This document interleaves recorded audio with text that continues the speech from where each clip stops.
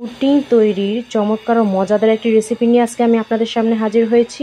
এটা তৈরি করাও খুব সহজ আর খেতেও খুবই মজা হয়। তো চলুন কথা না বাড়িয়ে ভিডিওটি শুরু করা যাক।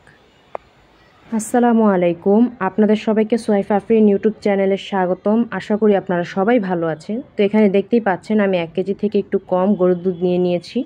তো আমি এটাকে সুন্দর করে জাল করে নিলাম। তো এই পর্যায়ে আমি এই চামচ পরিমাণ 2 চামচ গুঁড়া দুধ এখানে অ্যাড করে দিচ্ছি। এরপর আমি এটাকে ভালো করে নেড়েচেড়ে দিচ্ছি।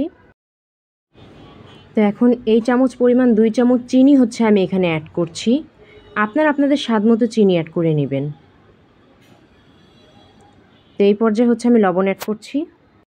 যে কোনো মিষ্টি ডেজার্টে লবণ অ্যাড করলে সেটা টেস্টটা খুব দারুণ আসে। তো এই পর্যায়ে আমি নেড়েচেড়ে দুধটাকে চুলা থেকে নামিয়ে নিচ্ছি।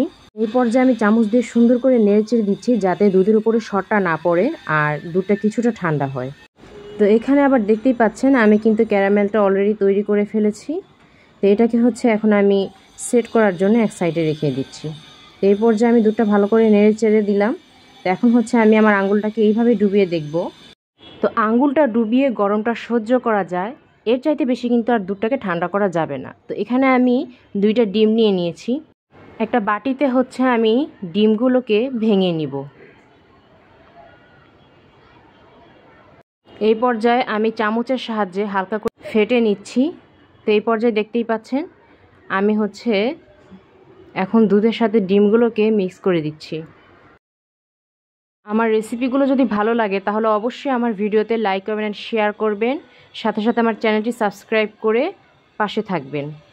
তো এই পর্যায়ে আমি সুন্দর করে গুলিয়ে নিয়েছি। তো এখন আমি ক্যারামেল করা মোল্ডে ছাঁকনির সাহায্যে আমি দুধগুলো ঢেলে দিচ্ছি।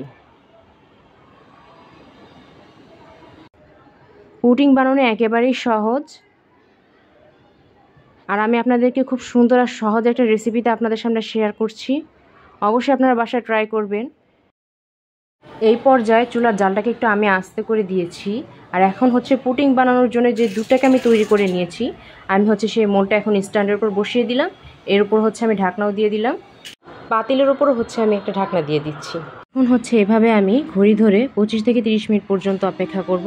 তো আমি প্রায় 27 মিনিট পর ঢাকনাটা খুললাম। দুটো ঢাকনাই আমি খুলে দিলাম। তো এরপর আমি এখানে কাঠি নিয়ে নিব। আপনারা চাইলে এখানে টুথপিক ইউজ করতে পারেন। তো এখন আমি চেক করে নিচ্ছি যে আমার পুডিংটা পরিপূর্ণ হয়েছে কিনা। তো দেখতেই পাচ্ছেন আমি যখন কাঠিটা বের করছি এখানে কিন্তু কিছুই আসছে না। যদি এখানে কিছু আসে তাহলে বুঝতে হবে যে পুডিংটা এখনও তৈরি হয়নি। তো আপনি দেখতেই পাচ্ছেন বারবার কাঠিটা ক্লিন আসতেছে, তার মানে আমার পুডিংটা হয়ে গিয়েছে।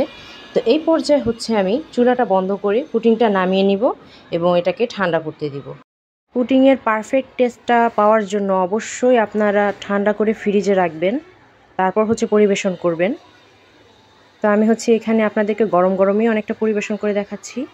তো দেখতেই পাচ্ছেন আমি পুডিংটা প্লেটে ঢেলে নিয়েছি। কত সুন্দর ক্যারামেল কালারটা এসেছে, আর সাথে সাথে পুডিংটা এত সুন্দরভাবে জমেছে আর এত সফট হয়েছে, এটা জাস্ট মুখে দেওয়ার সাথে সাথে গলে যাবে।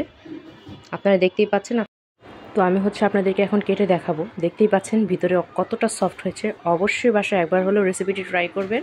আমার ভিডিওটি দেখার জন্য আপনাদেরকে অসংখ্য ধন্যবাদ।